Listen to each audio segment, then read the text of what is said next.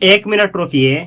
Stock market में आप आ गए हैं, आपको पता ही नहीं है कि आईपीओ क्या होता है, आपको पता ही नहीं है कि कैसे स्टॉक मार्केट में कोई कंपनी आती है और शेयर को लाती है, किस तरीके से कंपनी जो है कितना शेयर लाती है, कितना एक शेयर का प्राइस डिसाइड करती है, और कौन ऐसा रेगुलेटरी बॉडी है जो सब कुछ एक स्टॉक के बारे में सब कुछ जांचता है, परखता है कि क्या ये जो कंपनी है स्टॉक मार्केट में आने के लायक है कि नहीं, इसमें इन्वेस्टर को पैसा लगाना चाहिए कि नहीं, क्या क्या चीज होता है जो देखा जाता है। और उसके बाद ये जो कंपनी होती है स्टॉक मार्केट में रजिस्टर्ड हो जाती है, सेबी के द्वारा देख रेख होने लगता है और आप भी उसका शेयर खरीदने लगते हैं और बेचने लगते हैं, ट्रेडिंग भी करने लगते हैं, म्यूचुअल फंड में इन्वेस्ट भी करने लगते हैं। ये सब कुछ कैसे संभव होता है, फिर एनएससी और बीएसई का एंट्री कैसे हो जाता है, फिर निफ्टी 50 क्या हो जाता है, किसे निफ्टी 50 कहा जाता है, कब ये लॉन्च होता है, और सेंसेक्स क्या होता है, आईपीओ का प्राइस कैसे डिसाइड होता है, सब कुछ इस क्लास में आप लोग देख रहे हैं। आप लोग देख रहे हैं स्टॉक मार्केट के ऊपर लेक्चर नंबर 6 और आप लोग चैनल देख रहे हैं फास्ट फाइनेंशियल एजुकेशन चैनल। तो चलिए शुरू से शुरू करते हैं। सबसे पहले आपको बतला दें, आप लोग सीखने वाले हैं प्राइस सेटिंग ड्यूरिंग आईपीओ। कोई भी कंपनी जब पहली बार स्टॉक मार्केट में आती है उस समय को ही कहा जाता है आईपीओ। आईपीओ कैसे आता है, किस तरीके से प्राइस डिसाइड होता है, चलिए समझने का प्रयास करिए। सबसे पहले देखिए, इशूअर का मतलब होता है बिजनेस, वो आदमी जो बिजनेस खोला है, जो स्टॉक मार्केट से पैसा उठाना चाहता है, उसको बोला जाता है इशूअर। इसको ऐसे समझिए, ध्यान से समझिए, ताकि इस वीडियो के बाद आप पूरी तरीके से स्टॉक मार्केट का ज्ञान हासिल कर पाए। जैसे मानिए कि मैं एक बिजनेसमैन हूं और मेरा बिजनेस है मार्कर का, अलग अलग तरह का मैं मार्कर बनाता हूं, लेकिन मुझे ऐसा लगता है कि मेरे मार्कर में जो क्वालिटी है, अगर इस मार्कर का कोई भी आदमी एक बार यूज करे तो लोग इसका दीवाना हो जाएंगे, लेकिन मेरे पास कैपिटल की कमी होने की वजह से, यानी कम पूंजी होने की वजह से, मैं अपने मार्कर का मार्केट में मार्केटिंग नहीं कर पाता हूं, अलग अलग जगहों पे अपना कंपनी नहीं खोल पाता हूं। जब सेल करना होता है तो अलग अलग जगह पे मार्केटिंग करके अपने प्रोडक्ट को नहीं पहुंचा पाता हूं। उसी समय हमको जरूरत पड़ता है पैसे का, यानी कैपिटल का, और उस समय मुझे जरूरत होता है कि कोई लोग, समाज में कोई आदमी हमको पैसा दे दे कि हम अपने मार्कर को देश लेवल पे या फिर विदेश लेवल पे बेच पाऊं और अपनी मार्कर की कंपनी को बड़ा से बड़ा कर पाऊं और ज्यादा से ज्यादा कमा पाऊं। ऐसे ही समय में कोई भी बिजनेसमैन अपने बिजनेस को जब जीरो से उठाते उठाते उठाते एक लेवल तक लेकर के चले जाते हैं, तो उनके पास पैसे की जब कमी आती है, जब वो चाहते हैं कि और भी ब्रांच खोले, और भी अलग अलग तरह का प्रोडक्ट बनाएं, और भी अपने बिजनेस को आगे बढ़ाएं, तब उनको जरूरत होती है कैपिटल की। और उस समय वो लोग जाते हैं अपने रिश्तेदार में पैसा उठाने, लेकिन रिश्तेदार लोग देने से मना कर देते हैं। तब वो जाते हैं दोस्तों से पैसा लेने, क्योंकि उनको ज्यादा पैसा चाहिए होता है, फिर दोस्त लोग भी नहीं दे पाते हैं। फिर वही लोग जाते हैं बैंक के पास, तो बैंक उनको पैसा देने से मना कर देता है, क्योंकि बोलता है कि आप नए नए बिजनेसमैन हैं, क्या गारंटी है कि आपका बिजनेस चलेगा, हो सकता है कि आपका बिजनेस नहीं उड़ जाए। या फिर बैंक वाले उनको पैसा देते हैं तो वो बोलते हैं कि आपको ज्यादा इंटरेस्ट पे हम लोन देंगे। आपको जानकर के आश्चर्य होगा, अगर आप नया नया बिजनेसमैन हैं तो आप किसी भी बैंक के पास जाइएगा पैसा लेने के लिए, तो बैंक आपको लोन तो देगा लेकिन हाई इंटरेस्ट पे देगा। क्यों? क्योंकि आप नए हैं। जबकि उसी जगह पे अगर अदानी चले जाए, अंबानी चले जाए, तो इनको दुनिया जानती है, इन लोगों के पास एक्सपीरियंस है बिजनेस करने का, तो इन लोगों को उतना ही लोन मिलेगा, लेकिन आपसे कम इंटरेस्ट पे लोन मिलेगा। ऐसे सिचुएशन में आप ही सोच करके देखिए कि आप अगर लोन लेने वाले होंगे, हाई इंटरेस्ट पे लोन मिलेगा, तो एक, पता नहीं आपका बिजनेस आगे ग्रो करेगा कि नहीं, और दूसरा, हाई इंटरेस्ट पे लोन लेंगे, टेंशन बढ़ जाएगा और आपका बुड़ना निश्चित हो जाएगा। ऐसे सिचुएशन में भारत सरकार सोचती है कि ऐसे बिजनेसमैन के लिए क्या किया जाए, क्या ऐसा उपाय किया जाए कि ऐसे जगह पे कोई भी बिजनेसमैन जब ऐसे जगह पे पहुंच जाए तो उनको पैसा मिल पाए और वो अपने कंपनी को न केवल भारत की सबसे बड़ी कंपनी बना पाए लेकिन विश्व की सबसे बड़ी कंपनी बना पाए। न वो केवल अपने प्रोडक्ट को एक स्टेट लेवल पे, एक कंट्री लेवल पे बेच पाए, लेकिन वो पूरा विश्व लेवल पे बेच जाए। जैसे आप लोग देखे हैं रिलायंस ऐसे ही कंपनी है, टीसीएस ऐसे ही कंपनी है, विप्रो ऐसे ही कंपनी है। ऐसे ही आप लोग एशियन पेंट्स का नाम सुने होंगे, बजाज फाइनेंस का नाम सुने होंगे। ऐसी बहुत सारी कंपनी हैं जो पहली बार स्टॉक मार्केट में ही आई और कैसे पैसा उठाई, चलिए समझने का प्रयास करते हैं। देखिए, सबसे पहले समझिए, इशूअर का मतलब होता है वो व्यक्ति जो सबसे पहले गया है पैसा उठाने स्टॉक मार्केट में। वो भी कैसे गया है थोड़ा समझने का प्रयास करिए। जैसे मानिए कि मैं हूं इशूअर, मेरा बिजनेस है और मेरा बिजनेस कितना करोड़ का है, तो ध्यान से समझना है। मेरा ये जो बिजनेस है यहीं पे सब गेम है। मेरा बिजनेस 100 करोड़ का है। कितना करोड़ का है? 100 करोड़ का। मानिए कि मैं अपने बिजनेस को उठाते 100 करोड़ पर लेकर के चला गया हूं, लेकिन मुझको ऐसा लगता है कि अगर मुझको 50 करोड़ या 25 करोड़ या 100 करोड़ और रुपया होता तो अपने प्रोडक्ट को पूरा वर्ल्ड का बेस्ट लेवल पे पहुंचा पाता और मेरी कंपनी 1000 करोड़ लाख करोड़ की हो जाती।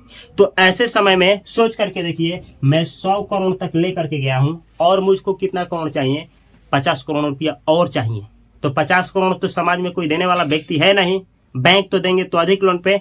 ऐसे सिचुएशन में ही आता है कि मैं अपने कंपनी का आईपीओ लेकर के आऊं, अपने कंपनी को स्टॉक मार्केट में उतारूं और लोगों से पैसा उठाऊं। तो देखिए, ध्यान से समझिएगा। तो ऐसे समय में क्या करूंगा समझने के लिए, ये देखिए मेरी कंपनी है, ये देखिए ये मेरी कंपनी है। इसका वैल्यूएशन कितने का है? 100 करोड़। वैल्यूएशन का मतलब होता है मेरी ये जो कंपनी है इसको पूरा का पूरा जब बेच दूंगा, सीधा बेच दूंगा, तो 100 करोड़ में बिकेगी। मेरे कंपनी के पास जो भी एसेट है, लाइबिलिटीज है, सब कुछ पूरा का पूरा बेच दूंगा तो 100 करोड़ पड़ेगा। ये वैल्यूएशन है। और देखिए, मुझे जाना है स्टॉक मार्केट से पैसा उठाना है, तो ऐसे करूंगा। अब तो पूरा का पूरा कंपनी बेचूंगा नहीं, तो ऐसे कर सकता हूं। देखिए ध्यान से, अपने कंपनी को छोटा छोटा टुकड़ा में बांटूंगा। ध्यान से समझना है, पूरा छोटा छोटा जो टुकड़ा होता है, छोटा छोटा टुकड़ा में बांट दूंगा, पूरा छोटा छोटा टुकड़ा। अब कितना टुकड़ा बांटा जाएगा सब कुछ आपको पता चलेगा कि कितना टुकड़ा होगा, एक टुकड़े का दाम कैसे रखा जाता है। पहले समझिए कि छोटा छोटा टुकड़ा में बांट दूंगा, पूरा छोटा छोटा टुकड़ा बांटा। कितना टुकड़ा होता है सब कुछ अभी डिसाइड होगा। ये छोटा छोटा टुकड़ा में मैंने बांट दिया। किसको बांटा है? अपने ही कंपनी को। और क्या करूंगा, छोटा छोटा टुकड़ा में बांट देने के बाद इसका आधा जो होता है, आधा ओनरशिप अपने पास रखूंगा। आधा ओनरशिप यानी 50% जो है, 50% इसका मालिक मैं खुद रहूंगा। जितना भी टुकड़ा हुआ है उसका आधा टुकड़ा जो है मैं अपने ही पास रखूंगा। ऐसे समझ सकते हैं 1 लाख अगर टुकड़ा किया हूं तो उसका आधा 50,000 टुकड़ा का मालिक मैं हूं। और जो 50% जो टुकड़ा बचा है, 50% क्या बचा है? टुकड़ा। इस टुकड़े को ही क्या करना है, मुझे मार्केट में उतारना है पैसा लेने के लिए। तो ध्यान से समझना है कि मार्केट में जब उतारेंगे तो किस तरीके से पता चलेगा और किन के पास हमको जाना है। ये देखिए, अब ऐसे समझिए, हमको हमारी कंपनी का वैल्यूएशन कितना है? 100 करोड़ है। लेकिन मैं चाहता हूं ना कि पब्लिक से और 50 करोड़ रुपया उठाऊं। 50 करोड़। तो ये देखिए, मुझे कितना करोड़ रुपया उठाना है? मुझे उठाना है 50 करोड़ रुपया। मुझे 50 करोड़ रुपया पब्लिक से उठाना है। मुझे 50 करोड़ रुपया पब्लिक से उठाना है और मैं अपने कंपनी का आधा जो ओनरशिप है, यानी हाफ जो होल्डिंग है, उसी को मैं छोटे छोटे टुकड़ा में पब्लिक को देने वाला हूं। तो ऐसे देखिए, अगर ऐसा हो, कैसा? अगर ऐसा हो कि मैं क्या करूं, कि इस तरीके से करूं कि ना 200 रुपया, यहां देखिए 200 रुपया पर शेयर प्राइस रखूं। ऐसे समझिए, पर शेयर प्राइस है। ये जो होता है एक एक एक जो टुकड़ा है, एक टुकड़ा उसको बोलेंगे शेयर। उस एक शेयर का दाम मैंने कितना रखा, बोर्ड पे देखिए 200 रुपया। अब ये तय कौन करता है, तो ध्यान से समझिए कि ये तय कौन करता है। ये है मेरा बिजनेस, मैं किसको देने वाला हूं, अपना शेयर। ये शेयर बेचूंगा, शेयर टुकड़ा किया हूं, ये शेयर जो है किसको मैं दूंगा, इन्वेस्टर को। इन्वेस्टर मुझको क्या देंगे, कैपिटल। कैपिटल यानी पैसा, और ये कैपिटल किन के पास आएगा, मेरे पास। और आने के बाद मैं क्या करूंगा, अपने बिजनेस को जितना बड़ा करना होगा करूंगा। अब देखिए ये जो इन्वेस्टर जो मेरे शेयर खरीदे हैं, अब ये शेयर को क्या करेंगे, तो अपने पास होल्ड करके रखेंगे। होल्ड यानी 2 साल, 10 साल, 20 साल, 15 साल, 25 साल, जितना साल होल्ड कर सकते हैं, खरीद करके रख सकते हैं। और जिस तरीके से मेरी कंपनी ऊपर बढ़ती जाएगी, ऊपर बढ़ती जाएगी, ऊपर बढ़ती जाएगी, उसी तरीके से ये जो शेयर खरीदे हैं उस शेयर का दाम भी ऊपर ऊपर ऊपर बढ़ता जाएगा, बढ़ता जाएगा, बढ़ता जाएगा। लेकिन अगर मेरी कंपनी ही धंसना शुरू हो गई तो शेयर का दाम भी इनका जो ये खरीदे हैं गिरना शुरू हो जाएगा। तो किस कंपनी का शेयर को खरीदा जाता है, ध्यान से समझना है कंपोस्ट, आपको ध्यान से समझना है कॉन्सेप्ट, ताकि आप कोई भी आईपीओ में पैसा लगाएं तो बेहतर तरीके से शेयर खरीद पाए। अब देखिए ये इन्वेस्टर इस शेयर को खरीद करके अपने पास रखें, तो हो सकता है कि होल्ड करें, या फिर हो सकता है कि ये चाहते हो कि ये जो शेयर मैं खरीदा हूं इसको बेच दूं और बेच करके स्टॉक मार्केट से बाहर निकल जाऊं। वैसे सिचुएशन में अगर ये बोलते हैं, इनसे ये अगर कहते हैं कि ये काम करिए, ये जो शेयर है अपना ले लीजिए, हम जो आपको पैसा दिए थे हमको दे दीजिए, तो ये लोग बोलते हैं नहीं, आप जो मुझको पैसा दिए थे ना वो मैं अपने पास नहीं रखा हूं, उस पैसे का तो मैंने बिजनेस कर लिया है। वैसे समय में ये क्या करते हैं कि ये जो शेयर खरीदे होते हैं, ये शेयर इनको नहीं बेचते हैं, ये शेयर दूसरा आदमी कोई होता है, दूसरा बंदा हमारे जैसा, आप जैसा कोई आदमी होता है जो यहाँ होता है, और ये आदमी चाहता है कि काश ये जो बिजनेस है आप इसको कोई भी स्टॉक दीजिए, रिलायंस मानिए चाहे जियो मानिए, काश हमको रिलायंस का शेयर मिल जाता है, खरीद लेते हैं। तो वैसे समय में ये लोग जब खरीदते हैं तो ये लोग इसी को बेच देते हैं, ये लोग बेच देते हैं, ये लोग खरीद लेते हैं। फिर इधर ऐसा भी होता है खरीद बिक्री, खरीद बिक्री, खरीद बिक्री, या फिर ये जब बेचने वाला होते हैं तो कोई आगे होता है जो खरीद लेता है। इस तरीके से उधर जो होता है खरीद बिक्री होने लगता है, जिसे आप लोग ट्रेडिंग कहते हैं। ट्रेडिंग, इसमें शेयर का खरीद बिक्री होना शुरू हो जाता है, ट्रेडिंग हो जाता है। और ध्यान से समझिए, जब भी कोई भी कंपनी पहली बार आती है, अपने कंपनी को क्या करती है, शेयर में तोड़ती है, और शेयर में तोड़ने के बाद इन्वेस्टर को देती है, और इन्वेस्टर से कैपिटल उठाती है, पैसा उठाती है अपने बिजनेस के लिए। इसी को कहा जाता है आईपीओ लाना, आईपीओ। अब आईपीओ का प्राइस कैसे सेट होता है, चलिए ये समझते हैं। आईपीओ एक बार और ध्यान से समझिए, कोई भी बिजनेस जब पहली बार इन्वेस्टर से कैपिटल उठाती है, पैसा उठाती है, बदले में शेयर देती है, इसी को कहा जाता है आईपीओ लाना। ये सारा का सारा काम किस में होता है, प्राइमरी मार्केट। तो प्राइमरी मार्केट में पहली बार क्या होता है, कोई भी कंपनी आएगी, आईपीओ लाएगी, इन्वेस्टर से कैपिटल उठाएगी और शेयर इन्वेस्टर को दे करके चली जाएगी। इतना ही काम होता है प्राइमरी मार्केट में। लेकिन आगे जब क्या होता है, इन्वेस्टर जो शेयर खरीदा है उस शेयर को कोई और इन्वेस्टर खरीदता है, ये जो काम होता है, ये जो बॉन्डी बना है, ये काम सेकेंडरी मार्केट में होता है। और सेकेंडरी मार्केट में 2 प्लेटफॉर्म का एंट्री होता है, 2, एक का नाम है बीएसई और दूसरे का नाम है एनएसई। बीएसई और एनएसई 2 ऐसे प्लेटफॉर्म हैं जहां कोई भी स्टॉक मार्केट में जाता है आईपीओ लेकर के, तो यहीं पे रजिस्टर होता है। वो तो या तो होता है बीएसई पे या तो होता है एनएसई पे, इसी पर रजिस्टर हो जाता है। अब बीएसई एनएसई पे रजिस्टर होने से पहले, मानिए कि आप भी अपने कंपनी को ऐसा ही करना चाहते हैं, तो रजिस्टर्ड होने से पहले आपका स्टॉक जो है रजिस्टर्ड होने के लायक है कि नहीं है, क्या क्या देखा जाता है, क्या क्या आपके कंपनी में होना चाहिए कि आपकी भी कंपनी सेकेंडरी मार्केट में यानी बीएसई और एनएसई पे रजिस्टर्ड हो जाएगी।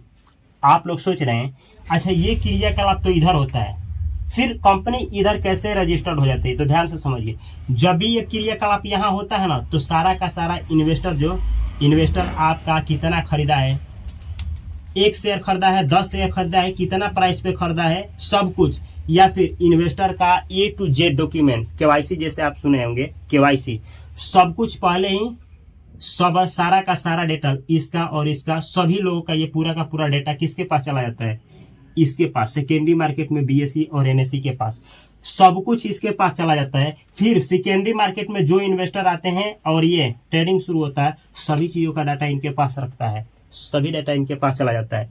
अब चलिए देखते हैं कि कैसे जब आप अपने स्टॉक को इसमें ले जाएंगे तो कौन लोग होते हैं जो शेयर का प्राइस तय करते हैं, कौन लोग होते हैं जो ये चेक करते हैं कि आपकी कंपनी स्टॉक मार्केट में आने की लायक है कि नहीं।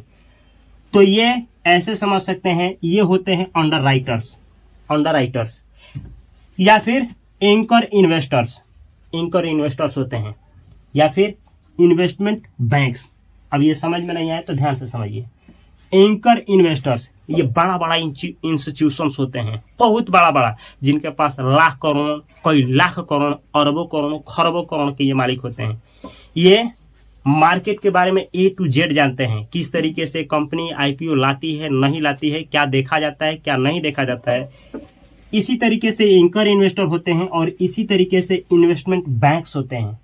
ये तीनों का तीनों ऐसे होते हैं कि यही जितना भी स्टॉक मार्केट में कोई भी कंपनी आईपीओ लाती है, उन सभी कंपनियों के जांच परख करने का काम यही करते हैं। वो कंपनी अगर स्टॉक मार्केट में रजिस्टर्ड हो जाती है तो होने के लायक है कि नहीं है, उसके पास उस कंपनी का वैल्यूएशन कितना है, वो कंपनी साल में कितना कमाती है, कितना डिविडेंड देती है, उसके पास एसेट कितना है, उसके पास लायबिलिटीज कितना है, उसका फाइनेंशियल बैलेंस शीट क्या है, सब कुछ ए टू जेड सब कुछ जांच परख यही लोग करते हैं। यही लोग देखिए, इतना ही नहीं, जब एक कंपनी दूसरे कंपनी को खरीदती है, जैसे आप लोग सुने होंगे कि कोका कोला को कौन खरीद लिया, थम्सअप जो है, थम्सअप को कोका कोला खरीद लिया। तो ये जो एक कंपनी है दूसरे कंपनियों को खरीद लेती है, ये कैसे खरीद लेती है, यही लोग देखते हैं और खरीदवाने में मदद करते हैं। या फिर एक कंपनी दूसरे कंपनी में मर्ज हो जाती है, मर्ज मतलब मिल जाती है, तो मिलाने वाला कौन होते हैं, यही लोग होते हैं। तो ये लोग बहुत बड़ा मार्केट के बादशाह होते हैं। यही लोग आईपीओ को लाते वक्त किसी भी स्टॉक को जांच परख करते हैं कि ये स्टॉक मार्केट में आना चाहिए कि नहीं आना चाहिए, ये इन्वेस्टर के हित में कार्य करती है कि नहीं करती है। सेबी आप लोगों को बतलाए हैं, स्टॉक मार्केट को रेगुलेट कौन करती है, SEBI, securities and exchange board of India. जैसे सभी बैंकों के लिए भारत में आरबीआई है, रिजर्व बैंक ऑफ इंडिया। कोई भी बैंक अगर घोटाला करता है, स्कैम करता है, या फिर कोई भी कस्टमर जो हमारे और आपके जैसे बंदा कोई बैंक में पैसा रखा है लूटा जाता है, तो उस पैसे की guarantee reserve bank of India देती है। सेम वैसे ही पूरा स्टॉक मार्केट में आप किसी भी स्टॉक में पैसा डाले हैं, म्यूचुअल फंड में डाले हैं या फिर ईटीएफ में डाले हैं, कहीं भी आपका पैसा लुटाता है तो उस पैसे की सेफ्टी की गारंटी कौन देती है, SEBI, securities and exchange board of India. सब कुछ ये सेबी देख रही होती है, सब कुछ सेबी सब कुछ देख रही होती है। अब देखिए, सेबी के देखरेख में ये सब कुछ होता है। Underwriters, anchor investor, investment bank जो होते हैं, इनको पहले जांच लेते हैं कि ये आईपीओ लाने के लायक है कि नहीं है। आईपीओ लाने के लायक है तब ये लोग क्या करते हैं, तो किस तरीके से एक शेयर का प्राइस रखा जाएगा, कितना रुपया रखा जाएगा, कितने इन्वेस्टर इसमें शामिल होंगे, सब कुछ यही डिसाइड करते हैं। कैसे करते हैं समझेंगे, लेकिन उससे पहले आप लोगों को कुछ बड़ा बड़ा जो विश्व के जाने माने अंडरराइटर्स, एंकर इन्वेस्टर्स और इन्वेस्टमेंट बैंक्स हैं, उनका नाम बतलाते हैं। ये आप लोग को याद रखना है। क्यों याद रखना है, अगर आप लोग स्टॉक मार्केट में जाते हैं, आप पैसा लगाते हैं, तो एक बात जानिए, अगर कोई अंडरराइटर्स जो वर्ल्ड का बड़ा अंडरराइटर्स है, वो अगर बोल देता है कि इस महीने में ये स्टॉक गिरने वाला है, तो हाहाकार मच जाता है। या फिर इस महीना स्टॉक मार्केट अच्छा परफॉर्मेंस नहीं करने वाला है, तो आपको देखने को मिलेगा कि उस महीना में स्टॉक मार्केट सचमुच में अच्छा प्रदर्शन नहीं करता है। क्योंकि ये इतना बड़ा होते हैं लोग, इतना इन लोगों के पास जानकारी होता है कि लोग इनके बातों को सुन करके ही लोगों के दिमाग में हाहाकार मच जाता है कि ऐसा ही आदमी बोला है। जैसे कुछ आप लोगों को अंडरराइटर्स, एंकर इन्वेस्टर्स और इन्वेस्टमेंट बैंक का नाम बतला रहे हैं। अमेरिका का गोल्डमैन सैक्स, ये गोल्डमैन सैक्स जो है अमेरिका का है। ये जब बोल देता है कि इस महीना ये स्टॉक गिरने वाला है तो ऐसा होता है। ये लोग इतना बड़ा है कि बोलते हैं लोग कि इस महीना में ऐसा होगा तो ऐसा देखने को मिलता है। अगर मार्केट क्रैश है, ये लोग आ करके सभी लोग बोलने लगते हैं कि मार्केट को रिकवर में करने में 2 साल 2 महीना 6 महीना लगेगा, तो सचमुच में इतना टाइम लगने लगता है।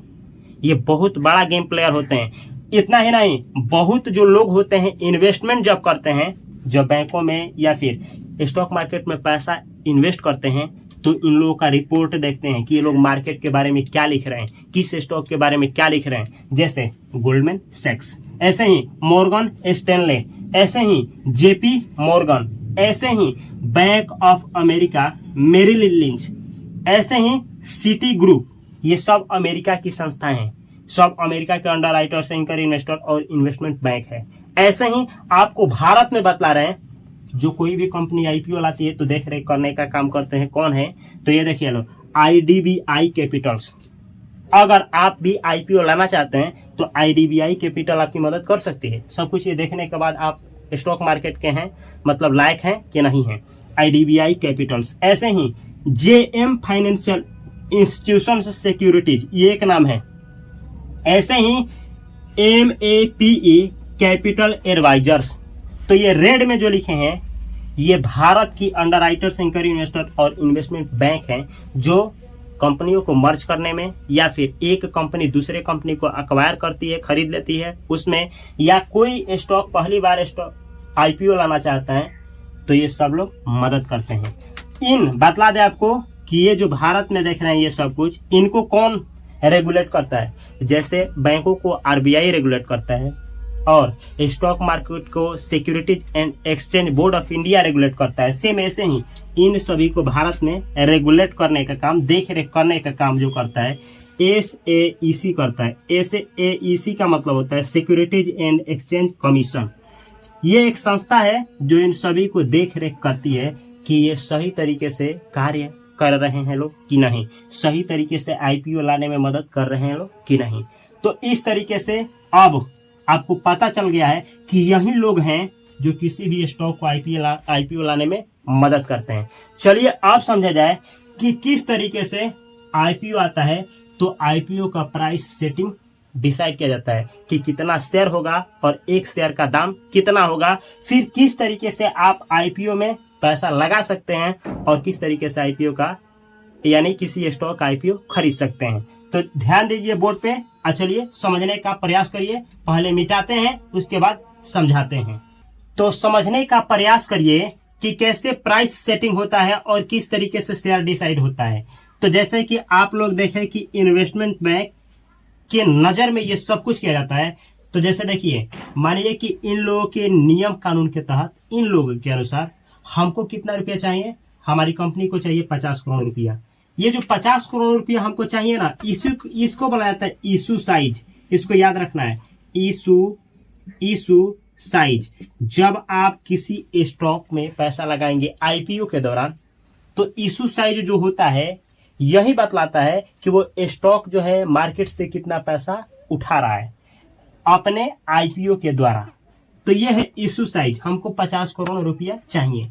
ये देखिए, पहली बार हम अपने शेयर का प्राइस कितना रख रहे हैं, 200 रुपया। तो आईपीओ के दौरान जब पहली बार शेयर का प्राइस जो रखा जाता है, उस प्राइस को बोला जाता है बुक वैल्यू। बुक वैल्यू अच्छा से समझना है। बुक वैल्यू, आप किसी भी ऐप के द्वारा कोई स्टॉक खरीदेंगे कभी भी जीवन में, तो उसमें देखेंगे तो बुक वैल्यू लिखा होगा कि इस स्टॉक का बुक वैल्यू इतना है। इसका मतलब वो स्टॉक जब आया था आईपीओ के द्वारा, यानी पहली बार जब आया था स्टॉक मार्केट में पैसा उठाने के लिए, तो एक शेयर का दाम कितना था ये बतलाता है। अब देखिए, अब मानिए कि हमको मार्केट से 50 करोड़ रुपया चाहिए। एक शेयर का दाम मैंने कितना रखा है, 200 रुपया। तो कितना शेयर बनाना पड़ेगा, कितना शेयर इशू करना पड़ेगा। तो ऐसे समझिए, ऐसे शेयर, नंबर ऑफ शेयर कैसे निकलता है, ध्यान से देखना है। नंबर ऑफ शेयर निकालना है। तो ऐसे हमको कितना इशू साइज कितना है, ऐसे देखिए इशू साइज, हमारा इशू साइज कितना है, इशू साइज कितना है। अब बुक वैल्यू कितना है, बुक वैल्यू कितना है, बुक वैल्यू कितना है। ऐसे समझिए इशू साइज कितना है, तो इशू साइज है हमको चाहिए 50 करोड़। ये है आपका 4th जीरो। ये हम जो लिखे हैं ना, ये कितना लिखे हैं 50 करोड़, ये है ये वाला 50 करोड़। अब भाग दीजिए बुक वैल्यू से, एक शेयर का दाम कितना है 200 रुपया, 200 रुपया। अब डिवाइड करिए, ये 2 जीरो से 2 जीरो कैंसिल हो गया और इससे काटिए 25 बार में, 25 बार में नीचे आ गया है, यहां लिख रहे हैं ये आया है 25 लाख, 25 लाख है। ये है शेयर, इसको लिखेंगे शेयर। आप समझिए ना, हमारी ये जो कंपनी है, हमारी ये जो कंपनी है, ये कंपनी ना कितना शेयर लाएगी 25 लाख शेयर पब्लिक में लाएगी। 25 लाख शेयर जो है आईपीओ के दौरान ला रही है। एक शेयर का प्राइस कितना रख रही है 200 रुपया, 200 रुपया। तो जब इतना शेयर पब्लिक में हम क्या कर देंगे, इशू कर देंगे, इतना शेयर, ये जो शेयर है पहली बार इशू कर देंगे, कैपिटल उठा लेंगे, तो कैपिटल हमको मिल जाएगा 50 करोड़। लेकिन सफर यहीं तक नहीं है, ध्यान से समझना है। आईपीओ दो तरह से आता है, ये तो आईपीओ है लेकिन आईपीओ दो तरह से आता है। इससे पहले ये देखिए, जो ये जो कंपनी के मालिक होते हैं, कंपनी के मालिक, इसको बोला जाता है प्रोमोटर। अच्छा से समझना है, प्रोमोटर, ये प्रोमोटर होते हैं, प्रोमोटर जो अपने कंपनी को यहाँ नहीं बेचे हैं। जैसे अगर हमारी ये कंपनी थी तो 50% हम क्या किए हैं, नहीं सेल किए हैं, अपना इक्विटी को, अपने शेयर को नहीं सेल किए हैं, तो मैं अपने कंपनी का क्या हूँ, मालिक हूँ। और कितने का हिस्सेदार हूँ, तो 50% का हिस्सेदार हूँ। देखिए, हर एक जो कंपनी आता है, हर एक जो इश्यूअर होते हैं, बिजनेस जो आता है, वो कोई अपना कंपनी का 30% टुकड़ा ही बेचता है, कोई 20% ही, 20 ही प्रतिशत क्या करेगा, 20 ही प्रतिशत शेयर के रूप में इन्वेस्टर को क्या करेगा, इशूड करके और कैपिटल से मार्केट उठा लेगा। कोई 20%, कोई 30%, कोई 40% ही इशू करता है। अच्छा, ये एक चीज जानिए, मैं इस कंपनी का मालिक तभी हूं जब इस कंपनी में सबसे ज्यादा इक्विटी यानी शेयर मेरे पास है। मानिए कि मैंने भी क्या किया, अपने शेयर को बेच दिया किसी और से, तो ये कंपनी जो रजिस्टर्ड हो जाती है, ये सारा का सारा इन्वेस्टमेंट बैंक के द्वारा रजिस्टर्ड हो रही है। कहाँ रजिस्टर्ड हो रही है, ये आईपीओ के दौरान। ये देखिए, ये सब कुछ जो बन रहा है ना, ये आईपीओ का प्राइस कितना हो गया, देखिए बुक वैल्यू कितना है, लॉट साइज कितना है, ये सब कुछ ना एक पेपर तैयार किया जाता है। इस पेपर का नाम होता है ड्राफ्ट। ड्राफ्ट, यहाँ देखिए ड्राफ्ट, ये एक ड्राफ्ट होता है, ड्राफ्ट तैयार किया जाएगा। ड्राफ्ट, इस पे कितना कितना क्या है, मतलब इस बिजनेस का इक्विटी जो भी है, बैलेंस शीट वैल्यूएशन क्या है, सब कुछ इसके बारे में। फिर इसका शेयर प्राइस कितना रख रहा है आईपीओ के दौरान, शेयर प्राइस कितना है, शेयर कितना है, हर एक चीज इस पे लिख दिया जाता है। ये सब यहाँ जो आप लोग को बताए थे, इन्वेस्टमेंट बैंक, अंडरराइटर्स, इन सभी के द्वारा ये किया जाता है। और ये तैयार करने के बाद ये जो डॉक्यूमेंट होता है, ये बिजनेसमैन ये वाले सेबी के पास भेजते हैं। सेबी कौन है, तो ध्यान से समझना है। सेबी, यहाँ पे थोड़ा ध्यान से समझिएगा ताकि आप समझ पाइए। सेबी, ये सेबी होती है। सेबी का मतलब होता है सिक्योरिटीज, एंड सेबी, यहाँ देखिए एक्सचेंज बोर्ड ऑफ इंडिया, यहाँ लिखे हैं इंडिया। ये देखिए सेबी के पास भेज दिया जाता है। ये सेबी क्या है, सेबी ही तो पूरा मार्केट को देख रेख करती है। ये स्टॉक मार्केट में कहाँ क्या हो रहा है, किसके साथ स्कैम हो रहा है, कोई भी अगर स्कैम कर रहा है, कोई भी इसमें कोई किसी तरह का घोटाला स्कैम हो रहा है, धांधली हो रहा है, उसको थाक से मार्केट से निकालना, उस पर पेनाल्टीज मारना। कोई इलीगल काम कर रहा है तो उस पर करोड़ों, 2 करोड़, 10 करोड़, 20 करोड़, 100 करोड़ तक का पेनाल्टीज मारना, उसको मार्केट से हमेशा के लिए निकाल देना, ये सब कुछ सेबी ही करती है।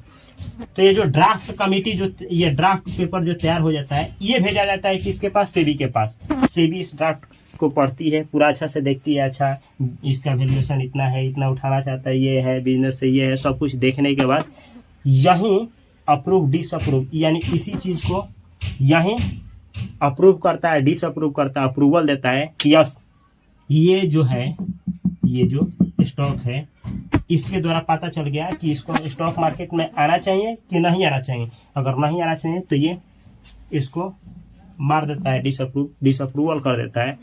ये अप्रूव नहीं हो पाती है, स्टॉक मार्केट में नहीं आ पाती है, और ये बीएसई और एनएसई पे नहीं रजिस्टर हो पाती है।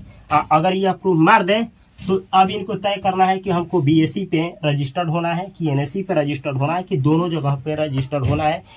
इसी के द्वारा रजिस्टर्ड यहाँ हो जाता है या फिर यहाँ रजिस्टर्ड होने के बाद मानिए ये यहाँ रजिस्टर्ड हो गया, तो अब आप इस प्लेटफॉर्म से बीएसई से उसका शेयर खरीद सकते हैं और बेच सकते हैं, खरीदे तो बेच सकते हैं। अब आप सोच रहे होंगे हम ग्रो ऐप के द्वारा इन्वेस्टिंग करते हैं, इसका हम टाटा का हम शेयर लिए हैं, तो देखिए ना ग्रो एक ऐप है जो इससे ऑलरेडी पहले ही जुड़ा है, बीएसई एनएसई से सब ये जुड़ा होता है।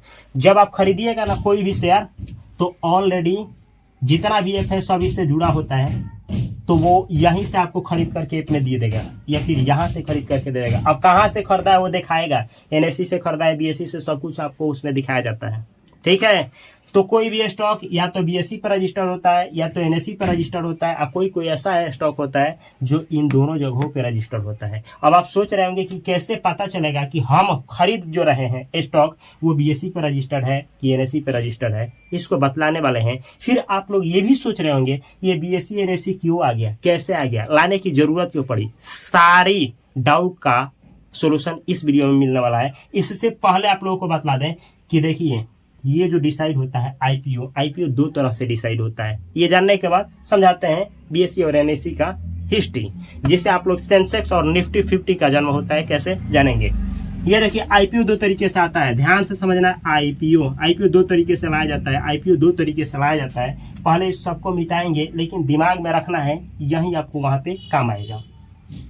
तो यहाँ देखिए मिटा रहे हैं। आईपीओ दो तरीके से आता है, इसको अच्छा से समझ जाना है कि ताकि आप भी इस सभी कंसेप्ट को समझें और आपके साथ कोई धांधली, कोई स्कैम ना हो पाए, आप अपने पैसे को सही तरीके से लगा पाए अपने बल और बुद्धि पे, और आप भी स्टॉक मार्केट से अच्छा खासा पैसा बना पाए। ये देखिए आईपीओ दो तरीके से आता है। एक आता है रेंज में, रेंज, ये देखिए रेंज प्राइस, हम रेंज प्राइस बोलेंगे इसको, रेंज प्राइस। एक आता है फिक्स्ड प्राइस, फिक्स्ड प्राइस। तो ये देखिए आईपीओ दो तरीके से आता है। अब मानिए कि दोनों को लेकर के देखते हैं, इसी को दोनों तरीके से लेकर के देखेंगे। हम इशू साइज कितना रखे हैं 50 करोड़ रुपया, हम इसके द्वारा लाना चाहते हैं, फिक्स्ड प्राइस के द्वारा लाना चाहते हैं।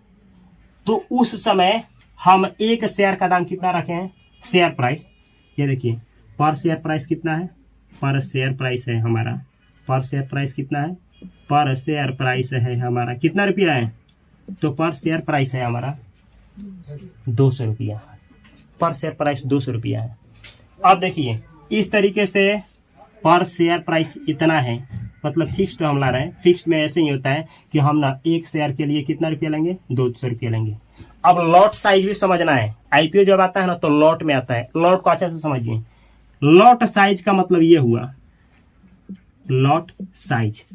अब लॉट साइज का मतलब ये हुआ कि जब आईपीओ आ रहा ना, ये जो कंपनी आईपीओ ला रही है, तो ये आपको एक शेयर ना, ये नहीं कि एक शेयर बेचेगी पहली बार, नहीं, लॉट में लाती है। लॉट का मतलब ना इस लॉट में तय किया जाएगा कि एक लॉट में कितना शेयर को रखा जाएगा, 10 share, 15 share, 20 share, 30 share, 60 share, 70 share, इस तरीके से। तो मानिए ना कि ये जो कंपनी है आईपीओ ला रही है, एक लॉट बना रही है, और लॉट शेयर में ना तय कर रही है कि हमारे लॉट में ना 20 का साइज है, लॉट साइज 20। इसका मतलब ये हुआ कि 20 शेयर खरीदेंगे ना इस आईपीओ का, आप एक शेयर नहीं खरीदेंगे। लॉट साइज से पता चलेगा आपको कम से कम 20 शेयर खरीदना पड़ेगा, 20 शेयर। अब देखिए आप चाहते हैं कि इस आईपीओ में हम पैसा लगाएं, तो सोच करके देखिए आपके पास कम से कम कितना रुपया होना चाहिए। तो देखिए आप तो पहले बार एक शेयर नहीं खरीदेंगे, आपको कम से कम एक लॉट लेना पड़ेगा। एक लॉट में खरीदेंगे तो एक लॉट, नहीं तो 2 लॉट, 3 लॉट, 10 लॉट, ऐसा लॉट में लेंगे, लेकिन लॉट एक लेना ही पड़ेगा कम से कम। तो मानिए कि एक लॉट लेना चाहते हैं, तो मिनिमम इन्वेस्टमेंट कितना होगा, मिनिमम, ये देखिएगा मिनिमम इन्वेस्टमेंट इस आईपीओ में आपके पास कितना पैसा होना चाहिए कि आप पैसा लगाएंगे। तो ये देखिए लॉट साइज कितना है 20 का, यानी 20 शेयर है इसमें, आप 20 शेयर खरीद रहे हैं, एक लॉट ले रहे हैं, तो एक शेयर का दाम कितना है 200 रुपये। तो इसमें गुणा करिए, इसमें गुणा करिएगा तो ये है 4, आइए 3 0 यानी 4000। ये देखिए यानी अगर आपके पास मिनिमम 4000 रुपया होगा तो इस आईपीओ में आप इन्वेस्ट कर पाएंगे। ये होता है फिक्स्ड प्राइस। तो फिक्स्ड प्राइस पे ऐसे ही आता है कि फिक्स्ड प्राइस में आपको शेयर प्राइस निश्चित रहेगा, लॉट साइज भी निश्चित रहेंगे कि इतना ही रहेगा, और ये जब दोनों निश्चित रहेगा तो मिनिमम इन्वेस्टमेंट निकाल सकते हैं कि कम से कम एक तो आप लेंगे लॉट तो मिनिमम इन्वेस्टमेंट इतना होगा, मैक्सिमम आप 2 लेंगे तो और बढ़ेगा, 3 लेंगे, 4 लेंगे, 10 लेंगे तो मैक्सिमम अमाउंट बढ़ जाएगा। अब दिक्कत यहाँ नहीं है, अब आपको समझना है कि रेंज में भी आता है। क्या आता है रेंज में? तो रेंज में आता है यही प्राइस, शेयर का प्राइस। अब इसको मिटाते हैं, इसको आप लोग चाहे तो स्क्रीनशॉट अभी ले लीजिए, साइड हुए हैं रोक करके स्क्रीनशॉट ले लीजिए, ताकि इसको अच्छा से कॉपी कलम के साथ समझिए। मिटा करके आपको रेंज में समझाते हैं। प्लीज इस वीडियो को अच्छा से देखिए ताकि आपका कोई भी डाउट ना रहे। अब देखिए ये मिटा दिए, अब आपको इसको समझाएंगे।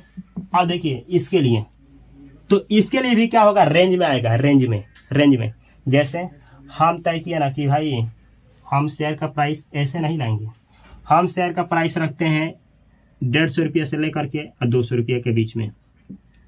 मतलब इसका मतलब ये हुआ कि मेरा शेयर का जो है ना प्राइस, शेयर का प्राइस होगा तो वो तो 150 रुपया होगा, कम से कम 150 रुपया। 160 भी हो सकता है, 70 भी हो सकता है, 65, 62, 63, 64 हो सकता है, 200 रुपया इसी के बीच में होगा शेयर का। इस तरीके से हमको उठा भी लेना है कितना, 50 करोड़।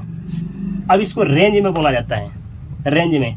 तो ऐसे में भी ना लॉट लेना पड़ता है, इसमें भी आप लॉट लेना पड़ेगा, लॉट कम से कम एक लॉट लेना ही पड़ेगा, लॉट। तो मानिए कि लॉट साइज, इसमें भी लॉट साइज हम ला देते हैं, लॉट साइज। चलिए हम इसमें लॉट साइज वैसे ही 20 रखें कि एक शेयर का दाम इसके बीच में तो रहेगा, कहाँ रहेगा पता नहीं है, लेकिन लॉट में लेना पड़ेगा। अब आगे देखिए कि किस तरीके से ये डिसाइड होता है।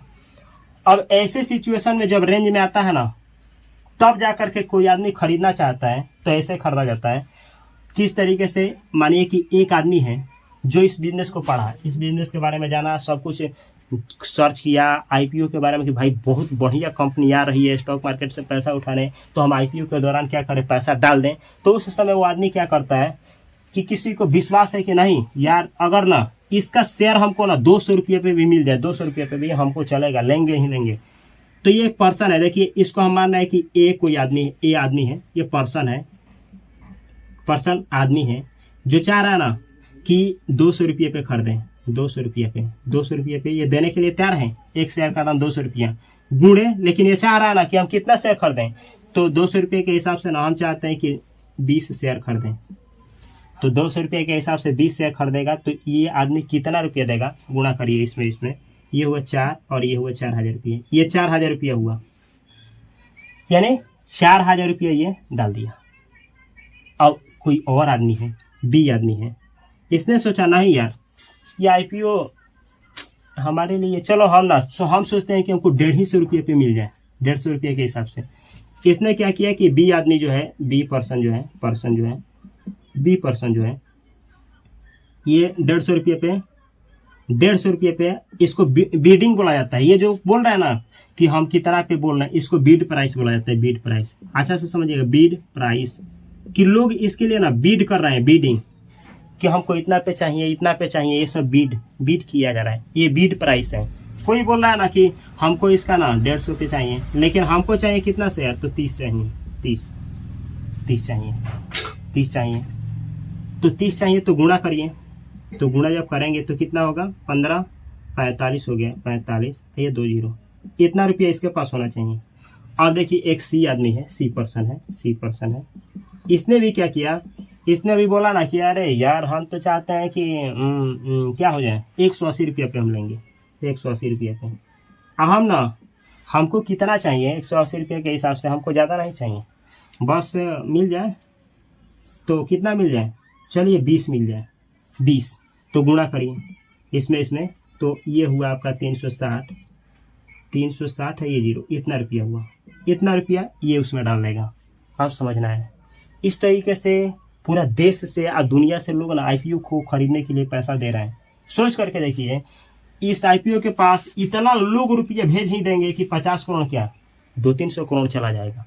तो क्या ये जो कंपनी है इस तरीके से 200-300 करोड़ चला गया तो अपने पास रख लेगी? नहीं जी, वो चाहे 1000 लाख करोड़ क्यों ना उसके पास चला जाए, वो केवल और केवल 85 करोड़ रुपया लेगी और उसके बदले में भी देगी, क्या देगी, उसके बदले में शेयर देगी।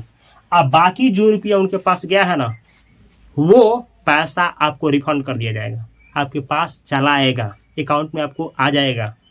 ठीक है।